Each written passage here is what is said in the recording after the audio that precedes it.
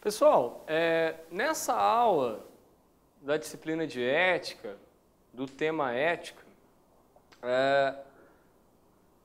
a ideia é que vocês possam perceber algumas tendências de educação em relação aos valores.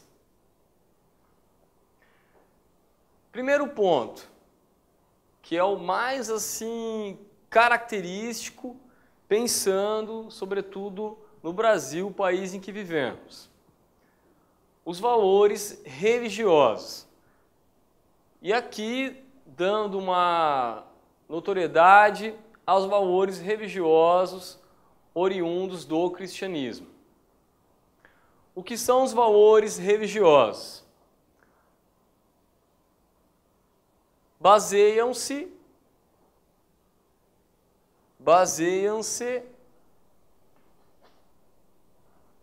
vamos arrumar aqui, baseiam-se nas crenças em verdades reveladas. Verdades reveladas por quem? Verdades reveladas pelo próprio Deus, não é?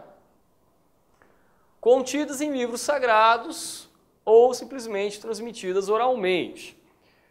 Pensando aqui no caso do cristianismo, então, que são contidas em um livro sagrado, denominado de Bíblia, chamada Sagradas Escrituras, que todos vocês já conhecem. Então, valor religioso cristão, quando eu digo amar ao próximo como a ti mesmo, não é?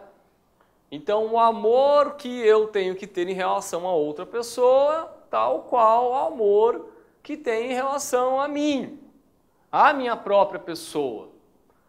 Pensando dessa forma, eu não irei fazer um ato de ódio, de agressão em relação a outra pessoa. Por quê? Porque justamente preciso amá-la como me amo, não é?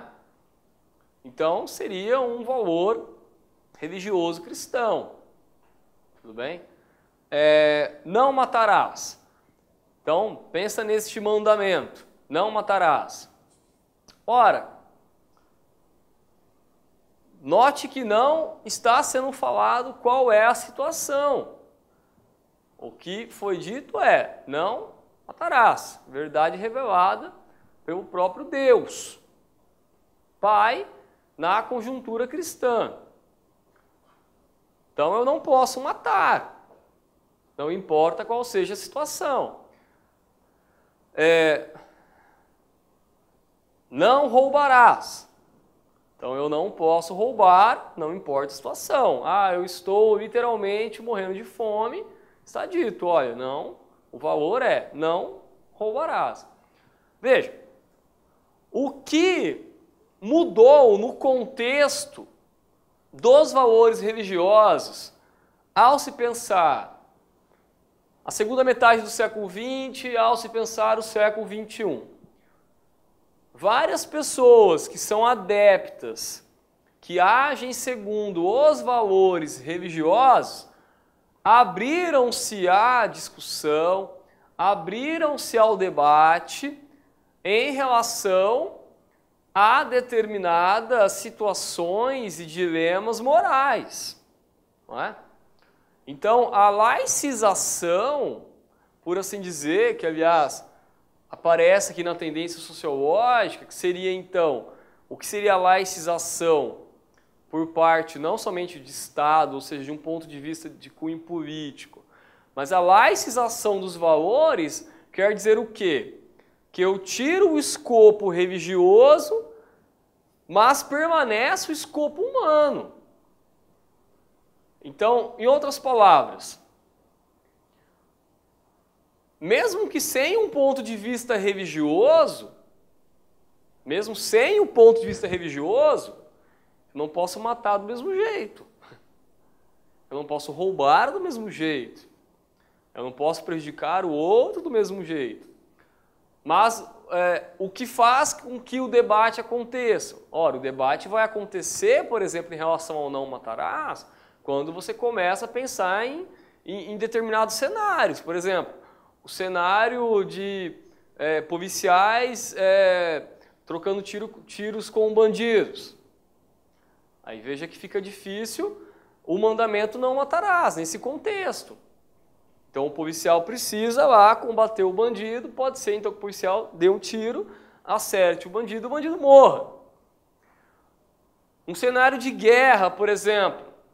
Então imagine um soldado que ele se encontra na guerra, vamos imaginar que ele não queria ir para a guerra, mas ele tornou-se soldado, foi um serviço militar obrigatório, tornou-se soldado, foi mandado para a guerra, não queria estar na guerra, chega lá, mata alguém lá em um confronto. Mas espera lá, mas ele não queria estar na guerra, não queria ser soldado, nem ter entrado para o exército, muito menos.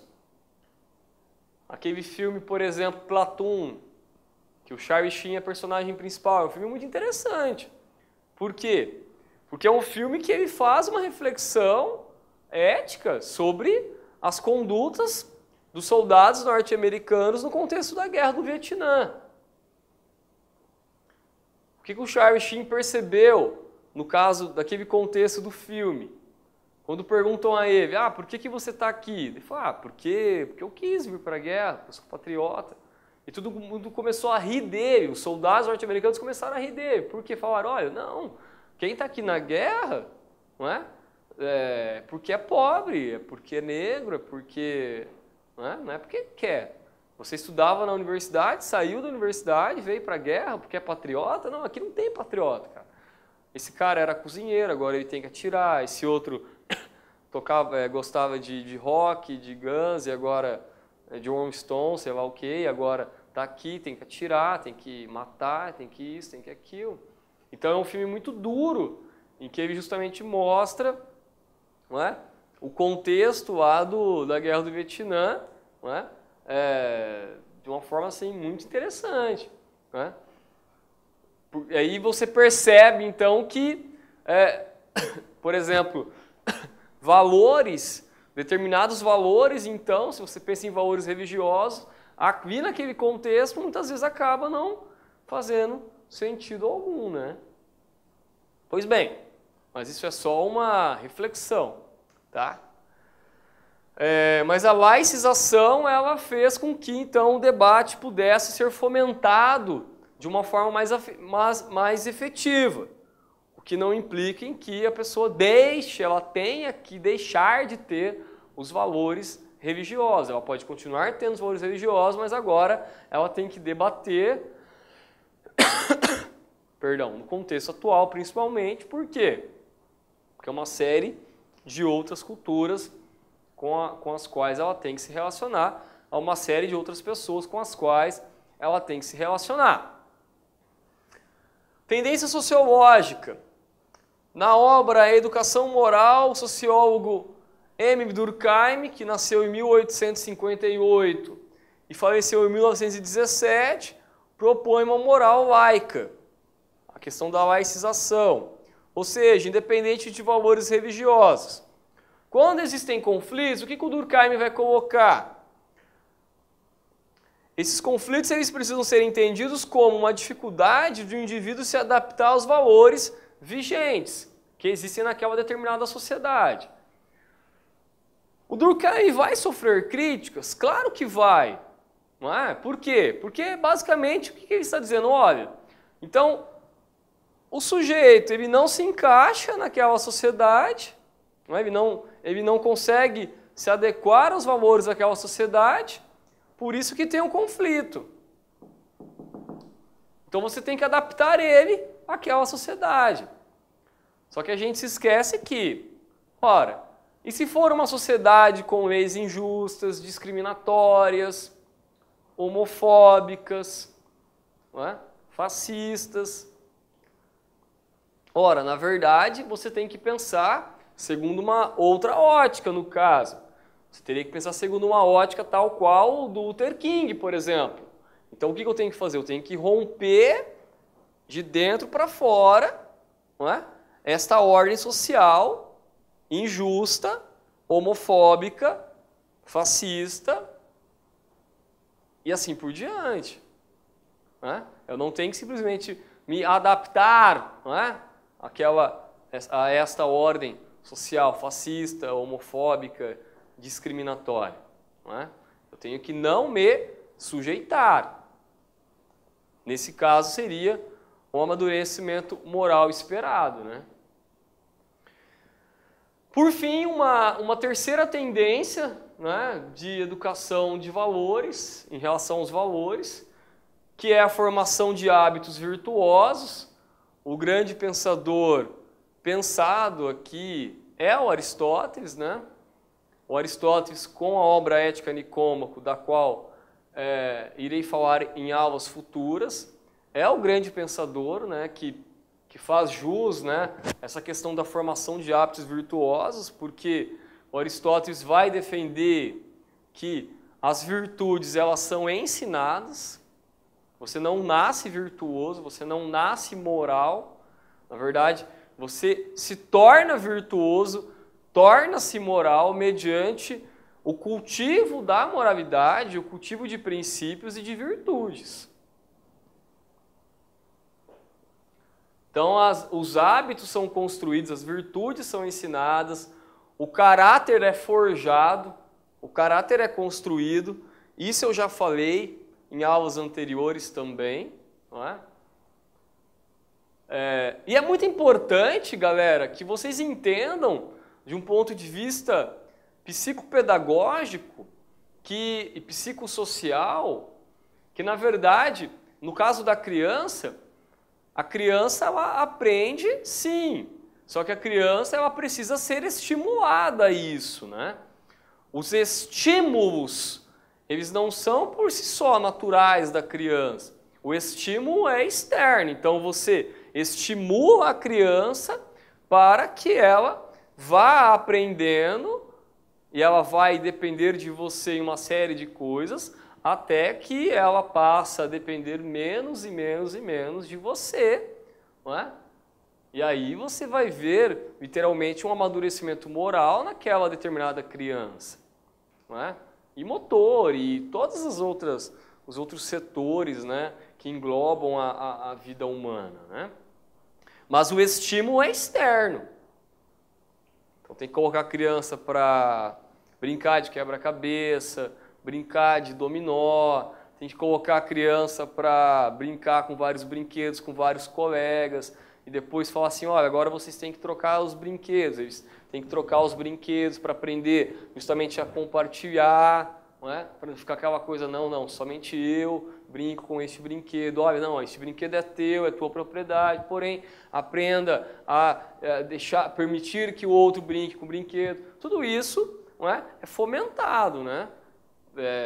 Fomentado na criança por pessoas que estão ao redor daquela criança, justamente contribuindo com o desenvolvimento cognitivo e moral daquela criança. Então eu poderia dizer, pensando em toda essa questão da personalidade moral, digamos assim, que o objetivo principal na educação moral é que possa ser alcançado o amadurecimento moral, que vai levar a vida toda, né? Mediante a passagem da heteronomia à autonomia. Então, quer dizer, acato as leis morais e as regras que são externas, não é? Porém, já começo então a conseguir refletir sobre estas leis e normas e regras a tal ponto de que agora eu consigo desenvolver uma autonomia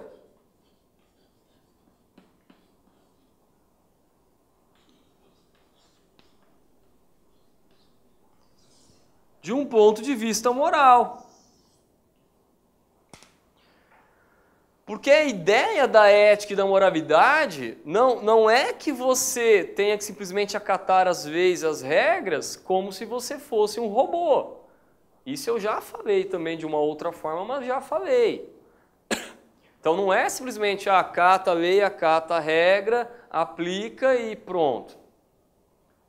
O Kohlberg ele teve uma percepção muito interessante, porque, pensando no caso da criança novamente, a criança que empresta, pensa em duas crianças, a criança Maria. A criança Maria vai lá e empresta o lápis para o amigo. A criança Roberta vai lá e empresta a borracha para o amigo. Essas duas crianças, elas podem estar em níveis e estágios de amadurecimento moral diferentes. Por quê?